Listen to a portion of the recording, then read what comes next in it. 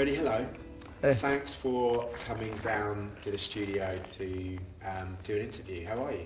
I'm really well, thanks. What's going on in vaccines world?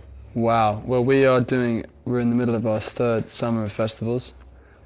We've been in America for a while, and we're coming up to Glastonbury. Yeah, how you feeling? In 2 or 3 days. I'm pretty nervous. Yeah? It's the biggest show we've ever done by...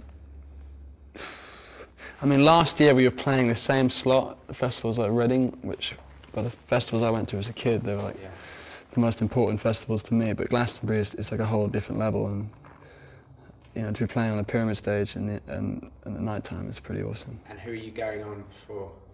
We're going on before the Arctic Monkeys and Dizzy Rascal.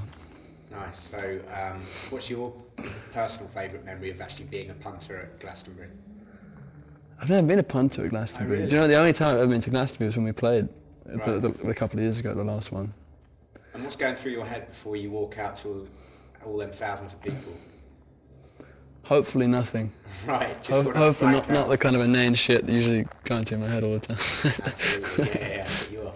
So, you've just released, or you're about to release, your guitar, which you're holding. Yeah. Can you tell us a bit about that? Wow. Well, this is something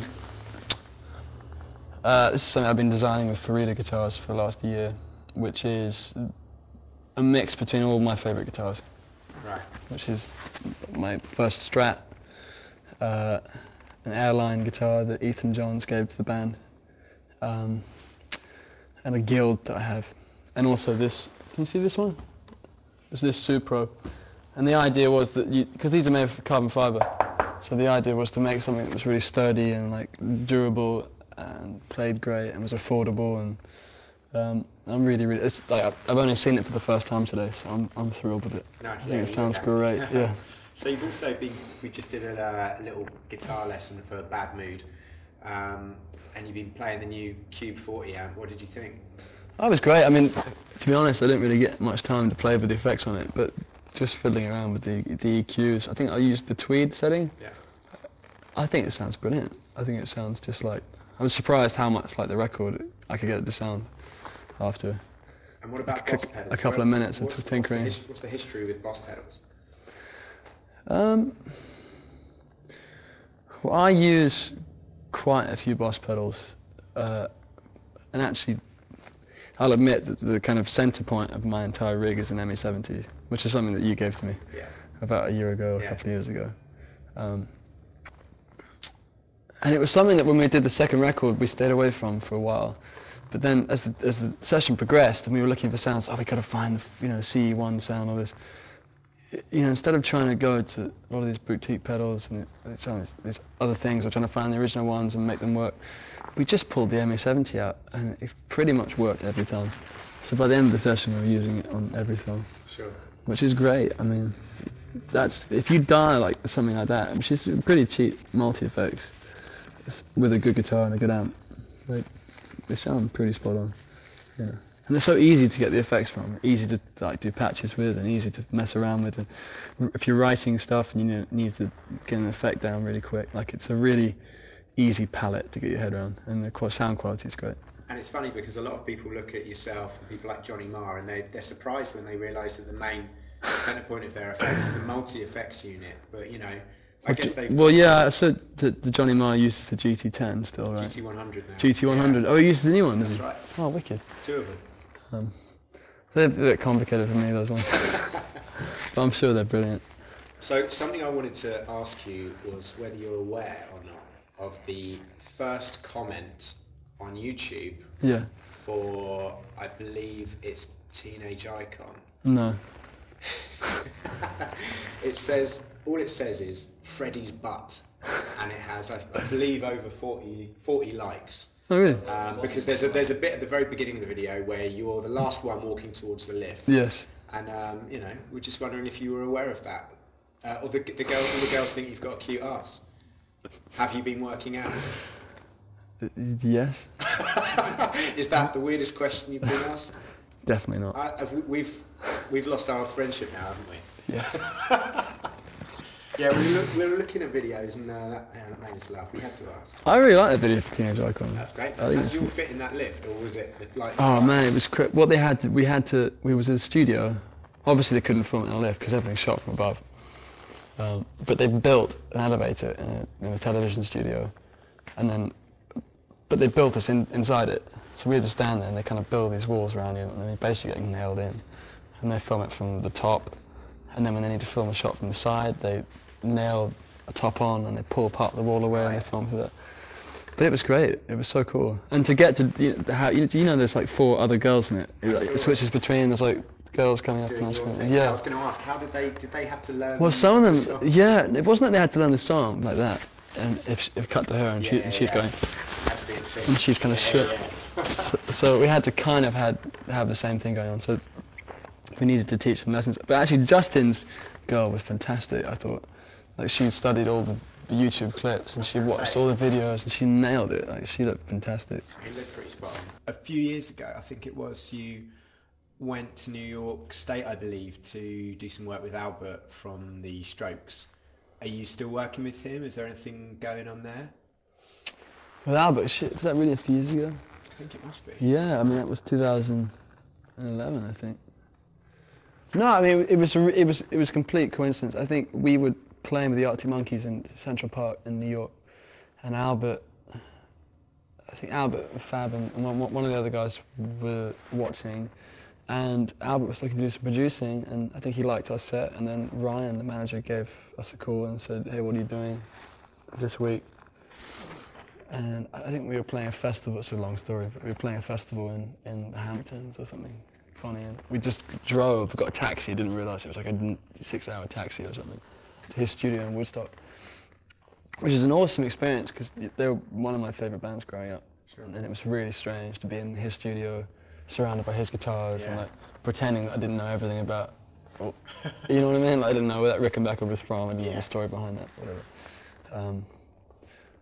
But no, I think it was a one-time thing, definitely. And I'm sure he's so busy doing the Strokes stuff, so I'm not sure how much other producing he did. But. Right. And did you guys actually do a track together? He produced a song of ours, yeah. It's called Tiger Blood. Right. Yeah. Cool. So if there was anyone who's currently touring that you could work with, who would it be? Well, funny, actually, I'd love to work with Kevin Parker from Tame Impala. I think they're really one of the most interesting sounding bands around at the moment, and I think he's a genius.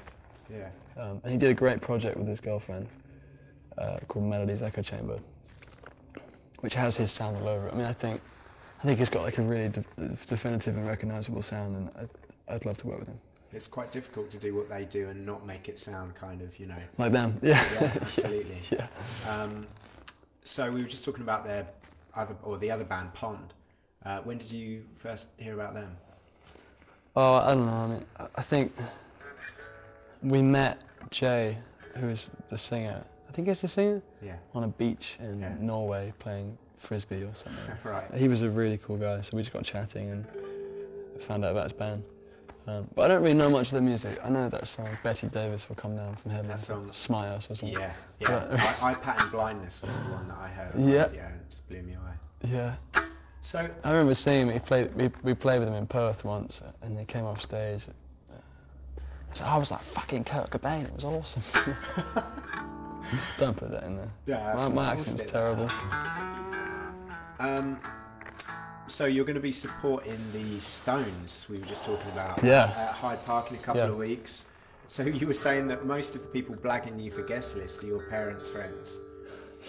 So how's that going? Have you turned your phone off for a while, or? Well, the Rolling Stones are the kind of they are the indisputably. The Rolling Stones are the kind of greatest rock and roll band of all time. So obviously everybody wants to be there. But as important as it is to me, I think it's even more important to my parents. Right, of course. Just because. How did they feel when? Just because they didn't used to be like the biggest pop, rock, hip hop art. They were just the Rolling Stones and the Beatles, and they were just big bands. And so I don't think people in our generation can necessarily get their head around what it means to people of that generation, what that band means to them. Like on everyone's bedroom wall, posters of the Beatles or the Stones. Yeah. So I think How did they react when you first told them you were going to be supporting them? Just gobsmacked. Yeah. Yeah. It's just the coolest thing. I mean, like, no matter what happens in the future, you're always going to have that in your pocket. Absolutely. Yeah. Favourite Stones tune? Can't You Hear Me Knocking? Definitely. Yes. Yeah, easy. This is the one, this is the riff. What's your favourite memory of being in the vaccines? If you could go back and relive one evening or one day? Well, the most exciting part about being in the vaccines, no matter how cool stuff still is, I think it's when it's the first year you do, like the first year you're in a band, you know, the first gig that there's more than 50 people there, you know, the first time you play to 200 people, in your mind is always going to be bigger than when you play to however many people, you know, the first year is really the most exciting part. But my best single memory is probably playing Reading Festival 2012 on the main stage, just because it was the festival I went to when I was a kid, and I remember it all so well. And it was just very important, you know. I thought maybe now we've done this, it doesn't really matter. Right, that's it. Got this in the back. Well, just like, you know, I've like the teenager in me has got more than he ever thought was possible. Yeah, so, absolutely. Yeah. What's the single best piece of advice that you've ever been given?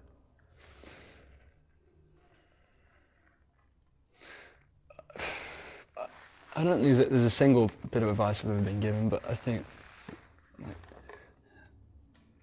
people are always pushing you in the same kind of direction, which is to make sure you do what you love. And don't try and fool anybody or fool yourself or anything like that, you know, because all that matters is that it's something you like and you care about, and that's the only way it's going to be real, and that's the only way it's going to be any good. Absolutely. So, looking at after the summer, what's up next for the vaccines once the festivals are over? I think we do Glastonbury and the Stones, and we have some more festivals, and we're going to spend just under 2 months in America, touring with Mumford & Sons, and then touring with Phoenix, which is great because I mean Mumford are they're doing so well out there, and they're kind of playing their own festivals. They've set up their own festival, so it's a really unique way of touring, which is really cool. So I'm looking forward to doing something different. And it's nice that Ted's recovered so quickly and making. Yeah, no, we were there. We were at Bonnaroo when it happened. We couldn't believe it. So yeah, I'm really happy that he's all right, and respect to them for just putting the festival, no questions asked, just doing the right thing. Yeah, absolutely. But like I said, it's going to be a really interesting way of touring because they take over these little towns, so it's pretty much like having their own Woodstock, you know? Yeah. And I think after playing clubs or whatever, or doing festivals, it's really nice to have something that's completely different. And they said that part of the reason they wanted to do their own festivals was that they could actually choose the bands they like. Not only choose the bands they like, but give people good beer and good food. Really? I think that's quite respectful. Wow, that's awesome. Yeah, they said that's the problem with UK festivals: bad beer and bad food. Put it back on the map. Well, good luck with the summer and the Stone show, and thanks a lot for coming down. Cool.